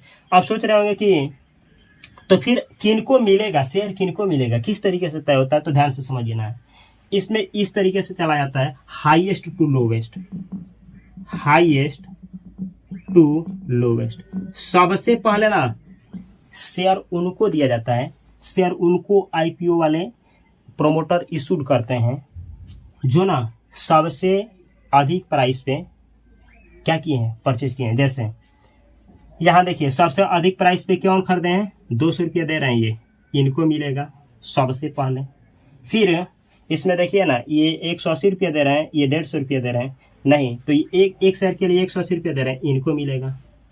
तो इस तरीके से लाखों लोग मतलब भेज दिए हैं। अब ऐसे सोचिए कि बहुत लोग भेजे हैं, बहुत लोग भेजे हैं, अब बहुत लोग इतना भेजे हैं, इतना लोग भेजे हैं, 200 रुपये पे इतना लोग भेज ही दिया है ना कि केवल 200 रुपया वाला ही 200 रुपया पे ही क्या किया, ये स्टॉक अपने शेयर को बिका और पैसा इन्वेस्टर से लिया केवल 200 रुपये पे, तो इसके पास क्या आ गया, 50 करोड़ रुपया आ गया। तो बाकी जो लोग हैं ना उन सभी का पैसा रिफंड कर दिया जाएगा, सबसे पहले इनको मिलेगा शेयर। अब मानिए कि इन जितना रिक्वेस्ट 200 पे डाले हैं उन सभी को लेने के बाद भी 50 करोड़ नहीं आया, तब सेलेक्ट किया जाएगा इनको। ठीक है। इनको भी देने के बाद नहीं आया तो फिर नीचे जाएगा। अगर यहीं पे हो गया तो हम क्या करेंगे, इन्वेस्टर से इशूड प्राइस यानी इशू साइज अपना ले लिए, बदले में शेयर उनको दे दिए और बाकी लोगों को रिफंड कर दिए। और यहाँ देखिए अब यही आईपीओ, ये जो बिजनेस था अपने शेयर को पहली बार, जिसे हम बोले कि आप बुक वैल्यू, उसको ला करके इन्वेस्टर से कैपिटल ले लिया और ये बिजनेस अपना शुरू करेंगे। इनके पास आ गया शेयर, अब ये होल्ड करके रखेंगे, अगर बिजनेस में दम होगा तो प्रॉफिट जाएगा, और नहीं तो ये ट्रेडिंग करेंगे, खरीद बिक्री करते रहेंगे। और ये खरीद बिक्री और ये जो भी हो रहा है सारा का सारा चीज एनएसई और बीएसई पे सब कुछ रजिस्टर्ड हो जाता है, कौन सी कंपनी है, कब आई है, कितना क्या इसके पास था, क्या अभी है प्रेजेंट में, इन्वेस्टर का सब कुछ डॉक्यूमेंट केवाईसी जो भी कराया जाता है सब कुछ यहाँ होता है। अब चलिए आपको बतलाते हैं कि देखिए ना, 2 प्लेटफॉर्म है, बीएसई पे भी आप आईपीओ ला सकते हैं, रजिस्टर्ड हो सकती है कंपनी, एनएसई पे भी सेम काम होता है। अब आप सोच रहे होंगे कि कहाँ वाला फायदा वाला, हमको कहाँ पे फायदा है, बीएसई पे फायदा है कि एनएसई पे फायदा है, कहाँ पे कम शेयर का प्राइस कहाँ कम है, कहाँ बेसी मिलेगा। क्या हम सुने हैं कुछ कंपनी, हम टाटा का शेयर प्राइस करते हैं, वो कैसे पता चलेगा बीएसई पे रजिस्टर्ड है कि एनएसई पे रजिस्टर्ड है। आप सुने होंगे कि म्यूचुअल फंड भी इसी में इन्वेस्ट करता है, वो फिर बीएसई में जाता है, एनएसई में जाता है। ये गेम कैसे क्या हो जाता है, फिर 2 प्लेटफॉर्म कैसे आ गए, डिटेल में सीखते हैं। वीडियो थोड़ी सी लंबी होगी लेकिन मुझे कोई फर्क नहीं पड़ता है, इसको मिटाते हैं अच्छा से, पूरा बीएसई और एनएसई का कंसेप्ट क्लियर करते हैं। इसको देखना न भूलें, क्योंकि सारा कुछ सीखने के बाद अगर बीएसई और एनएसई अधूरा ही रह गया तो शायद आप भी अधूरे ही रह जाएंगे। तो बीएसई एनएसई का कॉन्सेप्ट इस वीडियो को देखने के बाद आप सेंसेक्स का नाम सुने होंगे, निफ्टी 50 का नाम सुने होंगे, इंडेक्स का नाम सुने होंगे, आप लार्ज कैप का नाम सुने होंगे, मिड कैप का नाम सुने होंगे, स्मॉल कैप का नाम सुने होंगे, आप निफ्टी 50 बहुत सारा चीज का नाम सुने होंगे। वो सब कुछ बीएसई और एनएसई से शुरुआत होता है और स्टॉक मार्केट का खेल उस लेवल पे चला जाता है जिस लेवल पे इस वीडियो को देखने के बाद आपका दिमाग जाने वाला है। तो चलिए ध्यान से दिल थाम करके बैठ जाइए। हमें पता है कि आप लोग कॉपी कलम नहीं लिए हैं, लेकिन ये गलती अगले क्लास में नहीं दोहराना है, क्योंकि ये गलती बहुत बड़ी गलती है। और ना अभी इस वीडियो को फिर से दोबारा भी देखना है, कॉपी कलम के साथ देखना है, नोट भी बनाना है। और ये लीजिए, आ गया वो दिन जिसकी शुरुआत थी बीएसई एनएसई। ये है बीएसई। दिल थाम लीजिए क्योंकि बीएसई आ गई, और दिल थाम लीजिए क्योंकि एनएसई आ गई। बीएसई और एनएसई फुल फॉर्म बतलाते हैं आपको। बीएसई कहाँ है समझाते हैं। ये बीएसई का मतलब होता है बॉम्बे स्टॉक एक्सचेंज। बॉम्बे में है, देख लीजिए बॉम्बे। स्टॉक का मतलब वही जो कंपनी आईपीओ ला रही है, स्टॉक। एक्सचेंज का मतलब क्या हुआ, एक्सचेंज का मतलब हुआ जहां उसका शेयर खरीद बिक्री किया जाएगा, यानी एक ऐसा प्लेटफॉर्म जहां पे स्टॉक आईपीओ ला सकता है, या आईपीओ लाने के बाद उसके शेयर को खरीद बिक्री किया जा सकता है, वैसे ही प्लेटफॉर्म को बॉम्बे स्टॉक एक्सचेंज नाम दिया गया। ये बॉम्बे स्टॉक एक्सचेंज है जहां आप भी अपने कंपनी को रजिस्टर करवा सकते हैं स्टॉक एक्सचेंज पे, यहाँ BSE पे, और पैसा झाड़ सकते हैं। ये देखिए एक और भी है, ये देखिए ना, नेशनल स्टॉक एक्सचेंज। अब आप सोच रहे होंगे, दिमाग में बहुत सारा सवाल आता है कि ये दो दो प्लेटफॉर्म क्यों जरूरत पड़ गया, एक क्या काफी नहीं था, इतना कंफ्यूजन ही क्यों? तो सब कुछ कंफ्यूजन दूर हो जाएगा। नेशनल स्टॉक एक्सचेंज, बहुत सारा सवाल ये कि कैसे पता करें कि हमारा स्टॉक यहाँ है कि यहाँ है। सवाल ये है कि हमको कहाँ वाला खरीदना चाहिए। सवाल ये है कि सबसे पुराना कौन सा है। सवाल ये है कि सबसे बेहतर कौन सा है। और सवाल ये भी है कि कैसे पहचानेंगे यहाँ वाला रजिस्टर्ड है कि यहाँ कोई स्टॉक रजिस्टर्ड है। कैसे पता चलेगा कि सबसे पुराना कौन सा है, पुराना कौन सा नहीं है, क्यों एक दूसरे को लाया गया। चलिए समझते हैं ध्यान से। अब देखिए, सबसे पहले बतला दें, सेबी के बारे में आप लोगों को बतलाएं। सेबी इन दोनों को देख रेख करती है। सेबी इनको भी इन दोनों को रेगुलेट करती है। सेबी बाप है, स्टॉक मार्केट की बाप सेबी है। अब इन्हीं के निगरानी में ध्यान से समझना है पहले बॉम्बे स्टॉक एक्सचेंज की कहानी।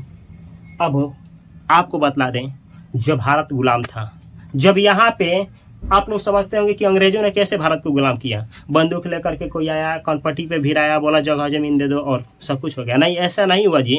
देखिए कैसे हुआ, समझना है, क्योंकि इसी से जुड़ा है ये BSE। हुआ क्या, कुछ ऐसा हुआ, भारत में पहले कुछ कंपनी नहीं थी, कोई कंपनी नहीं था, तो यहाँ के लोग क्या करते हैं, खेती करते, बेरोजगार थे, गरीबी थी, भूखमरी थी, ये सब कुछ था। जबकि ऐसे ही दूसरे देशों में जहां ये सब था, स्टॉक मार्केट था, भारत में नहीं था, स्टॉक मार्केट दूसरे देशों में था, तो वहां क्या था, तो वहां देखिए, वहां पे कुछ बिजनेसमैन थे, ऐसा बिजनेसमैन जिनके पास पैसा तो नहीं था, लेकिन वहां पे स्टॉक मार्केट था। वो अपने कंपनी को क्या किए, एक लेवल तक ले गए, स्टॉक मार्केट में ले गए, रजिस्टर्ड करवाएं, फिर पब्लिक से पैसा उठाएं और फिर देश दुनिया लेवल पे गेम खेलने लगे, अपने प्रोडक्ट को बेचने लगे। इससे सरकार को टैक्स भी दिए, सरकार भी कमाई, और इससे वहां के लोगों को रोजगार भी मिला, और यही तक नहीं, बिजनेसमैन भी कमाए। लेकिन भारत में ये तो कुछ था ही नहीं, ना BSE थी, ना NSE थी, ना इस तरीके का कोई सिस्टम था। भारत में रोजगारी बेरोजगारी बढ़ती गई। और यही नहीं, जिस देशों ने, जैसे इंग्लैंड का नाम सुने हैं, वहाँ पे स्टॉक मार्केट था, ये सब कुछ नियम कानून बना था, वहाँ के लोग बिजनेस को चलाना जानते थे, मार्केट से पैसा उठाना जानते थे। और यही नहीं, आप सुने होंगे ईस्ट इंडिया कंपनी जो भारत में 1600 ईस्वी में आती है, वहीं से आती है, क्योंकि भारत में कोई कंपनी नहीं होती है, यहाँ पे उस लेवल का कोई बिजनेस नहीं होता है, बेरोजगार लोग होते हैं, खेती किसानी की जाती है। यहाँ पे ना लोगों के पास उतना पैसा होता है कि लोग अपने दम पे बिजनेस को बना पाए, और ना सरकार ही बिजनेस को लेकर के उत्साहित होती है। इस केस में होता क्या है, इस केस में एक ऐसा शख्स की धरती पे अवतार होता है जिसे बोला जाता है धीरू भाई अंबानी। मुकेश अंबानी के पिताजी धीरू भाई अंबानी, ये ऐसे आदमी होते हैं जो ये सब कुछ देख रहे होते हैं कि बाहर किस तरीके से स्टॉक मार्केट में कोई कंपनी रजिस्टर्ड हो जाती है, कैसे किसी आदमी के पास पैसा नहीं होता है तो एक लेवल के बाद जाने के बाद स्टॉक मार्केट के सहारा ले सकता है, और लेने के बाद, पैसा लेने के बाद क्या करता है, अपना शेयर को दे करके, अपने कंपनी का हिस्सा दे करके, पैसा उठा करके और अपने आप को बड़ा कर सकता है, और जो भी इन्वेस्टर हैं जो शेयर लिए हैं उनको भी प्रॉफिट दे सकता है, ये सब कुछ। लेकिन तो भारत में ना BSE था, ना NSE था, ना कुछ इस पर रजिस्टर्ड हो सकता है, ना स्टॉक मार्केट का शुरुआत नहीं हो सकता है, ऐसा तो कुछ था ही नहीं। ऐसे समय में एक बंदा धीरू भाई अंबानी रिलायंस कंपनी की शुरुआत करते हैं। जब ये कुछ दूर दूर तक नहीं होता है, वो सब कुछ पेट्रोल पंप पे काम करते हैं, बड़े बड़े लोगों के साथ, दूसरे दूसरे देश के लोगों के साथ, जो ऐसे उन लोगों के देश में होता है, सब कुछ देखते हैं, और ये भी सोचते हैं एक दिन अपने बिजनेस को उस लेवल पे ले जाएंगे कि दुनिया जाएगी। लेकिन पैसा नहीं होता है, कैपिटल नहीं होता है, शुरुआत किसी भी तरीके से करते हैं। करने के बाद ये क्या करते हैं कि ना, गांव गांव में, रिलायंस के आधार के समय गांव गांव से ना अपने एजेंट के द्वारा पैसा मंगवाते हैं कि पैसा वसूला जाए, लोगों से जनता से पैसा लिया जाए, साइन करवाते हैं, जो भी होता है उस समय करते हैं कि पैसा मिल जाए, अपने बिजनेस को फैला दें।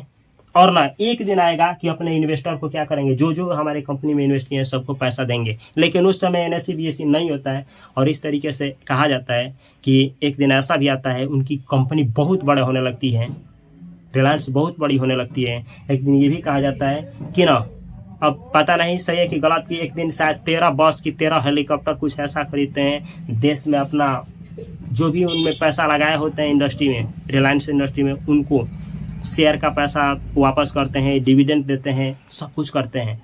और करने के बाद एक दिन ऐसा सरकार को झुकना पड़ता है, ये देखती है सरकार की ऐसा ही सिस्टम जो दूसरे देशों से इंस्पिरेशन लेना चाहिए कि हमारे देश में भी ऐसा कोई आदमी आए जो जीरो से बिजनेस को इस लेवल तक आए, लेकिन पैसे की वजह से बुड़ाना ना पड़े। तो उसको एक सिस्टम होना चाहिए जो अपने ही हिस्सा को शेयर के रूप में बेच दे, पब्लिक को दे दे, जिससे पब्लिक भी शेयर के रूप में खरीद करके कुछ रुपये से खरीद करके ऐसे बिजनेस का हिस्सा भी बन जाए, प्लस में बिजनेस ग्रोथ करे तो सरकार को टैक्स भी मिले, रोजगार भी बढ़े, तो देश बढ़ सकता है।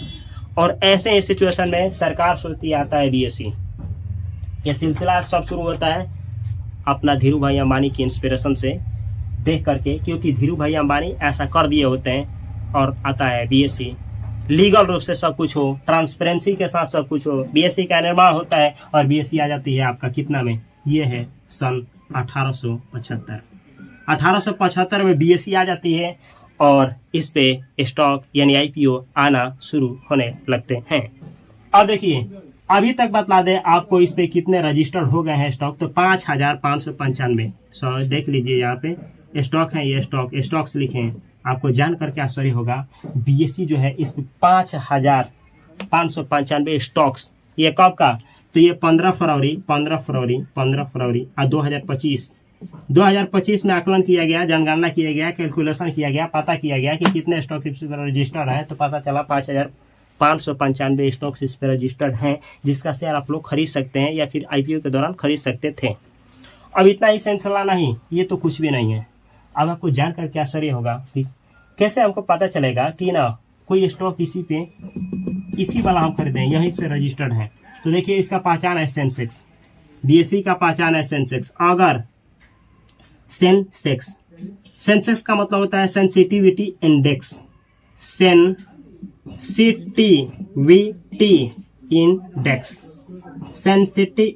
इंडेक्स को बोलते हैं सेंसेक्स। जिसमें लगा हो स्टॉक में सेंसेक्स, आपको समझ जाना है कि वो है बीएसई पर रजिस्टर्ड। अब ये भी आपको सोच रहे होंगे कि 5595 में सबसे बड़ी स्टॉक कौन सा होगा, कौन सा कंपनी इसमें सबसे बड़ी होगा, कैसे पता करें, सब कुछ बतलाएंगे। आप ये भी सोच रहे होंगे कि चले तो म्यूचुअल फंड हम सुने, म्यूचुअल फंड ये क्या होता है। अरे तो म्यूचुअल फंड जानते हैं क्या होता है, इसी में से कुछ स्टॉक अपने अंदर रखता है। म्यूचुअल फंड का मतलब क्या, म्यूचुअल फंड एक बाल्टी है, इसी में से कुछ स्टॉक डाल दिया गया है। आप म्यूचुअल फंड में पैसा डालेंगे, म्यूचुअल फंड वाले इसी स्टॉक में पैसा ला करके प्लाट देंगे, यही तो है, यही होता है mutual fund. Equity mutual fund का मतलब यही होता है। इक्विटी का मतलब ही हुआ शेयर में पैसा डाला जा रहा है, कंपनियों के शेयर खरीदा जा रहा है, यही होता है इक्विटी, यही होता है शेयर। अब आप सोच रहे होंगे कि चलिए ये तो ठीक है, लेकिन कुछ समझ में नहीं आया, ये एनएससी क्यों आ गया। तो देखिए, कहा जाता है कि पहले एक प्लेटफॉर्म था और इसी पे ट्रेडिंग होता था, इसी पे इन्वेस्टिंग होता था, सब कुछ इसी पे होता था। लेकिन एक घटना घट जाती है, 1992 में, 1992 ये घटना घटता है। और ये घटना क्या घटता है, एक हर्षद मेहता स्कैम होते हैं। हर्षद मेहता एक आदमी होते हैं भारत के, जो बीएसई को क्या करते हैं, हिला देते हैं। यानी स्टॉक, इसी में से स्टॉक को, किसी स्टॉक को कम प्राइस पे खरीदते हैं, 2 रुपया 4 रुपया 10 रुपये पे खरीदते हैं, उसको उठाते ऐसे। ये देखिए 2 रुपया यहाँ स्टॉक है, इसको उठाते यहाँ 1000 रुपये पे लेकर के चले गए, 1000 पे लेकर के चले गए। और लोगों ने भर करके यहाँ पैसा डाला और बेच करके बाहर निकल गए और ना मेन माल बना लिए। इसमें होता क्या है, जितना नीचे पे आप घुसिए और जितना ऊपर पे निकलिए, ये उठाते यहाँ तक आए, पूरा मेन माल ऊपर उठा लिए, लेकर के चले गए, मार्केट गिर गया। इनका काम ही था big bull of India. Stock market का बिग बुल बोला जाता है। बुल मार्केट का मतलब होता है ऊपर, ही है मार्केट को ऊपर ले जाते थे हर्षद मेहता। ये 1992 में कहा जाता है इतना बड़ा स्कैम किए कि उस समय कोई देख रहे कि उस समय सेबी बोला जाता है, सेबी पहले नहीं थी, इसलिए मार्केट के लूप फोल को देखते हुए, कमी को देखते हुए ये बैंकों से पैसा लेते हैं हर्षद मेहता, बैंकों से, जो कि उस समय इलीगल होता है, लेकिन नियम कानून भी नहीं होता है। बस बैंकों से पैसा ले करके और ना स्टॉक में डालना शुरू करते हैं, स्टॉक को मैनिपुलेट अप डाउन करते हैं। और अप डाउन करने के बाद से एक ऐसा दिन आता है कि पता चलता है कि एसबीआई बैंक से 5000 करोड़ का कि 500 करोड़ का 500 करोड़ 5000 करोड़ कुछ ऐसा ही कैलकुलेशन है कि उठाते हैं और किसी स्टॉक में डालते हैं, कोई फार्मा का सेक्टर का शायद होता है, उसमें डालते हैं और पकड़ा जाते हैं। पकड़ाने के बाद क्या होता है, बीएसई को 3 महीना के लिए कि 100 दिन के लिए इसको बंद किया जाता है। सोचिए, बीएसई को बंद किया जाता है, विश्वास ही उठ जाता है कि भाई स्टॉक मार्केट में हो क्या रहा है। लोगों का, इन्वेस्टर का हलचल मच जाता है, इसको बंद करना पड़ जाता है। और उस समय तो सेबी होती है, लेकिन इसको पावर ही नहीं होता है कि ये सब कुछ रोक पाए, कुछ नहीं। मार्केट को बंद करना पड़ता है और कहा जाता है कि उस समय हर्षद मेहता को बीएसई का अमिताभ बच्चन कहा जाता था। एक समय ऐसा भी आता है कि बीएसई में स्टॉक मार्केट के फील्ड में सबसे ज्यादा टैक्स पेयर के रूप में उभर करके आते हैं, अमिताभ बच्चन के रूप में आते हैं। कौन? हर्षद मेहता। लेकिन बाद में उनके साथ क्या होता है क्या नहीं, वो सब कुछ कहानी आप लोग यूट्यूब पे देख सकते हैं। ये सब घटना घटने के बाद कहा जाता है कि 1988 के आसपास ये आ जाती है सेबी। लेकिन देखिए 4 साल बाद घटना घटा होता है, तो ये नया नया आई होती है सेबी, इसको पावर नहीं मिला होता है, अभी आंख की अंधी होती है, टेप लगाई होती है आंख पे, इसको उतना जानकारी नहीं होता है। लेकिन यहाँ के जो लोग होते हैं, जो राजनेता होते हैं और कुछ जो जानकार लोग होते हैं, बाहर के देशों से सीखते हैं ऐसे सिचुएशन में क्या किया जाता है।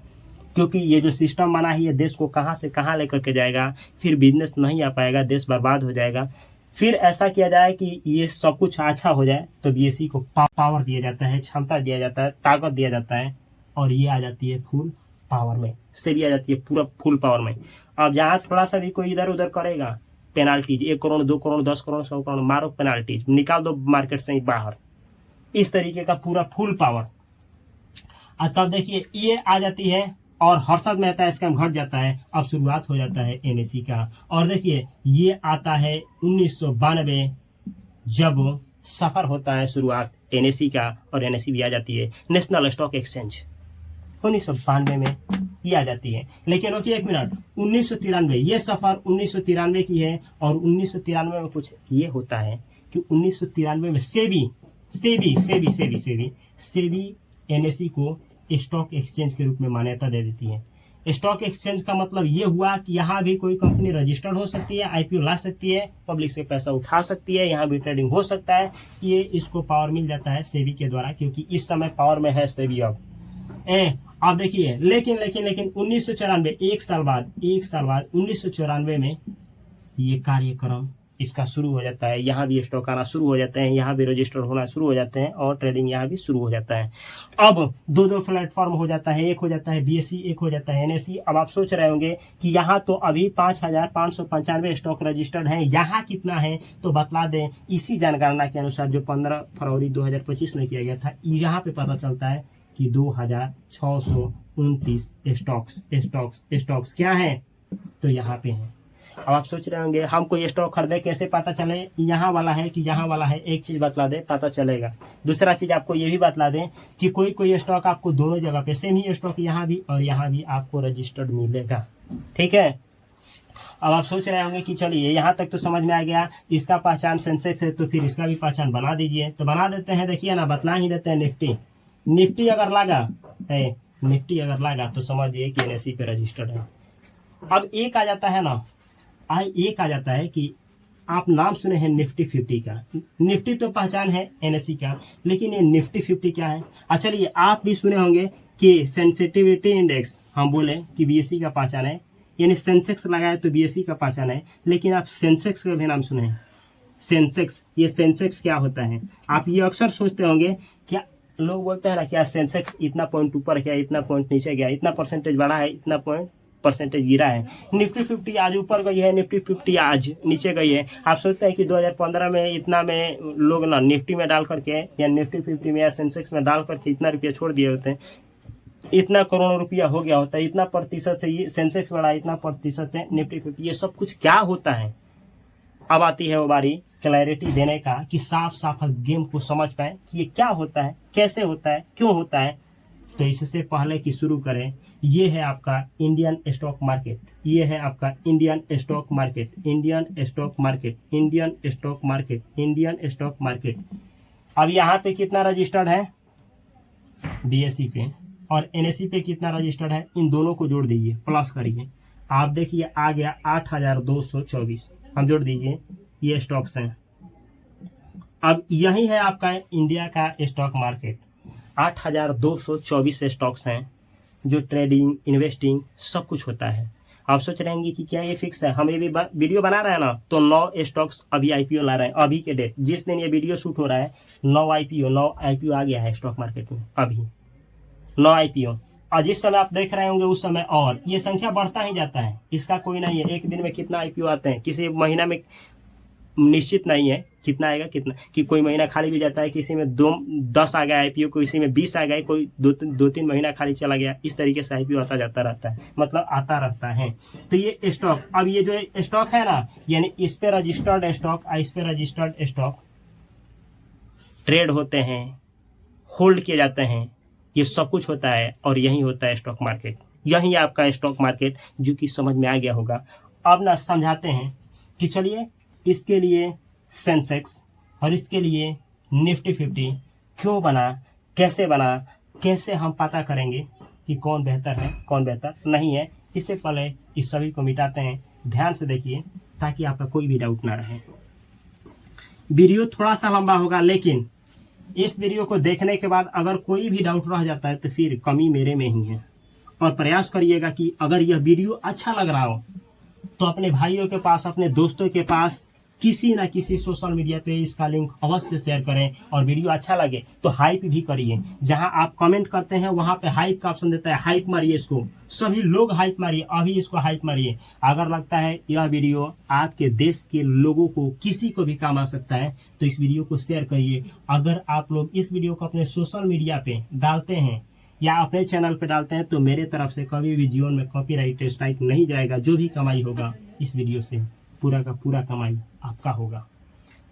आगे देखिए, आप चलिए समझाते हैं कि कैसे निफ्टी 50 और कैसे ये सेंसेक्स हो जाता है। अब देखना क्या है कि ना 8,224 स्टॉक्स दोनों पे रजिस्टर्ड हो गए। एक हो गया आपका बीएसई और दूसरा हो गया आपका एनएसई। ये 2 प्लेटफॉर्म पे इतना रजिस्टर्ड हो गए। अब होता क्या है कि ना, अब मुहर देना है तो इसका तो मुहर आप लोग देख लिए कि सेंसेक्स हो गया, सेंसेक्स, और इसका भी आप लोग देख लिए कि निफ्टी हो गया, निफ्टी। अब ना रुकिए एक मिनट, जब भी सेंसेक्स बोला जाएगा सेंसेक्स, तो आप ये समझिएगा यहाँ पे कितने स्टॉक थे, तो 5,595 स्टॉक थे स्टॉक्स, और यहाँ पे कितने स्टॉक्स थे, तो 629 थे, 629 स्टॉक्स। अब देखिए यहाँ पे रजिस्टर्ड देश की, अच्छा ये देश में कितनी कंपनी है, तो यही ना है, यही ना देश की सबसे बड़ी कंपनी है, यहाँ रजिस्टर्ड है। ये पब्लिक है, पब्लिक कंपनी का मतलब जिसका शेयर आप लोग खरीद सकते हैं। लिस्टेड कंपनी है, पब्लिक कंपनी है, जिसका शेयर आप लोग खरीद सकते हैं, बेच सकते हैं, ट्रेड कर सकते हैं। अब प्राइवेट भी कंपनी होता है, प्राइवेट कंपनी जिसका आप लोग शेयर खरीद बेच नहीं कर सकते हैं, वो एक ओनर होता है, उसका अलग मालिक होता है। इसका इन्वेस्टर भी मालिक होते हैं और प्रोमोटर भी मालिक होते हैं, लिस्टेड कंपनी का यानी पब्लिक कंपनी का। तो इतनी कंपनी लिस्टेड है, पब्लिक है। तो अब आपको ये जानना है कि ना यहाँ पे रजिस्टर्ड सबसे बड़ी 50 कंपनी, सबसे बड़ी 50 कंपनी को ही बोला जाता है क्या चाहिए, निफ्टी 50। देश की सबसे बड़ी जो एनएसई पे रजिस्टर्ड कंपनी है उनको बोलेंगे निफ्टी 50। लेकिन जो बीएसई पे रजिस्टर्ड हो इतना है, तो देश की सबसे बड़ी 30 स्टॉक्स, आई चाहे कंपनी बोलिए, 30 स्टॉक्स को बोलेंगे सेंसेक्स। अब आप एक को बतलाएं, देश में तो ये दोनों आ जाएगा ना, यानी 50 कंपनी ये भी देश ही में है और 30 कंपनी ये भी देश ही में है। आपको जानकर क्या आश्चर्य होगा, ये 300 स्टॉक ना इसमें रजिस्टर्ड है, यानी ये 300 स्टॉक इसमें भी शामिल है, इसमें भी शामिल है। तो एक हम बोले चीज, अगर हम बोले ना कि सेंसेक्स कहाँ गया है नीचे, इसका मतलब देश की सबसे बड़ी कंपनी नीचे गई है। आज मार्केट में कुछ हलचल मचा होगा। अगर हम बोले कि आज निफ्टी 50 चला गया है नीचे, यानी देश की बड़ी 50 कंपनी, वो यहाँ भी 30 थी, अब इस 30 को हटा दीजिएगा तो इस पे 20 ही ना बचा, तो ये 20 यानी 20 ये 30 ये 50, देश की बड़ी 50 कंपनियां नीचे चली गई। अब आपको ना मार्केट के बारे में कुछ नहीं जाना है, बस इतना जाना है कि आज मार्केट ऊपर गया है कि नीचे गया है, तो बस गूगल पर जाइए, सर्च करिए निफ्टी 50 और देखिए सेंसेक्स, दोनों अगर नीचे गया तो समझ जाइए कि कहीं ना कहीं मार्केट जो है नीचे ही गया होगा। ये कॉमन सा साइकोलॉजी है, कॉमन सेंस है। अब एक चीज आपको समझना है कि लार्ज कैप, मिड कैप ये कैसे सजाया जाता है कि देश की बड़ी बड़ी कंपनी कौन है, कैसे पता चलेगा, किस आधार पे कहेंगे कि देश की बड़ी बड़ी कंपनी कौन है। तो इसके लिए देखिए, ये एक कंपनी है फ्री फ्लोट मार्केट कैपिटलाइजेशन, इसको अच्छा से समझिए। फ्री फ्लोट मार्केट कैपिटलाइजेशन इसी के आधार पे, फ्री फ्लोट मार्केट कैपिटलाइजेशन के आधार पे ही पता किया जाता है कि कौन कंपनी यहाँ चाहे यहाँ, जिसका फ्री फ्लोट मार्केट कैपिटलाइजेशन सबसे अधिक होगा, फिर इन सभी को मिलाने के बाद वो देश की सबसे बड़ी कंपनी होगी। जैसे कि आप नाम सुनते हैं रिलायंस इंडस्ट्री, सबसे बड़ी देश की कंपनी है। अब कैसे थोड़ा सा इसको निकालना सिखा रहा है, अच्छा से समझिएगा। अब देखिए, ये एक कंपनी है, ये मेरी ही कंपनी है और इस कंपनी का 50% ओनरशिप मेरे पास है, मैं यानी प्रोमोटर मैं ही हूँ। मेरे पास इसका होल्डिंग कितना है, 50%। और 50% ये जो बचा है, इसको मैंने पब्लिक में क्या किया है, इशू किया है। ये जो शेयर का है, देखिए ये शेयर, तो ये वाला हिस्सा, केवल ये वाला हिस्सा, ये वाला हिस्सा को एक शेयर का दाम कितना है, शेयर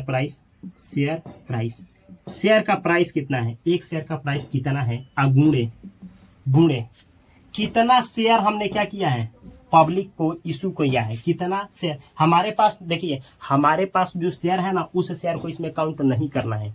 जिस शेयर को हमने पब्लिक में इशू किया है, अब पब्लिक में कोई भी हो सकता है, कोई भी इन्वेस्टर हो सकता है, रिटेल इन्वेस्टर हो सकता है, या फिर कोई इंस्टीट्यूशन हो सकता है, कोई म्यूचुअल फंड हो सकता है, कोई भी हो सकता है। हमारे पास जो प्रोमोटर के पास जो होल्डिंग है, उस शेयर को छोड़ करके बाकी जो भी शेयर हैं जो मार्केट में फ्लोट कर दिए गए हैं और पैसा उठा लिए गए हैं इन्वेस्टर से, उसको यहाँ लिखा जाता है। यानी आप क्या लिखेंगे, शेयर प्राइस। ये तो है शेयर प्राइस, एक प्राइस का दाम। नंबर ऑफ, ये देखिए, नंबर ऑफ आउटस्टैंडिंग शेयर। अब ये क्या होता है, outstanding share, number of outstanding share का मतलब ये वाला ही शेयर जो ना पब्लिक को दिया गया है, जिसके बदले में हम पैसा उठाए हैं। जैसे मानिए कि पहले वाले केस में हम क्या किए थे, हमारा शेयर का दाम कितना था, 200 रुपया, याद होगा। तो देखिए 200 रुपया, तो शेयर का प्राइस हम कितना रखे थे, 200 रुपया, ये 200 रुपया हो गया। गुणे देखिए, नंबर ऑफ आउटस्टैंडिंग शेयर, कितना हम शेयर इशू किए थे पता है, 25 लाख शेयर। जानते हैं ये गुणा करने पे क्या हुआ, 50 करोड़। तो ये 50 करोड़ जो आया है ना, ये इस कंपनी का मार्केट कैपिटलाइजेशन है। 50 करोड़ मार्केट कैपिटलाइजेशन है। जब भी मार्केट कैपिटलाइजेशन पता किया जाता है तो शेयर का ना करंट प्राइस, जिस समय मानिए आज कंपनी आ गई, हमको 20 साल बाद भी चेक करना है हमारी मार्केट कैपिटलाइजेशन कितना है, तो उस समय का शेयर प्राइस कितना है और उस समय का नंबर ऑफ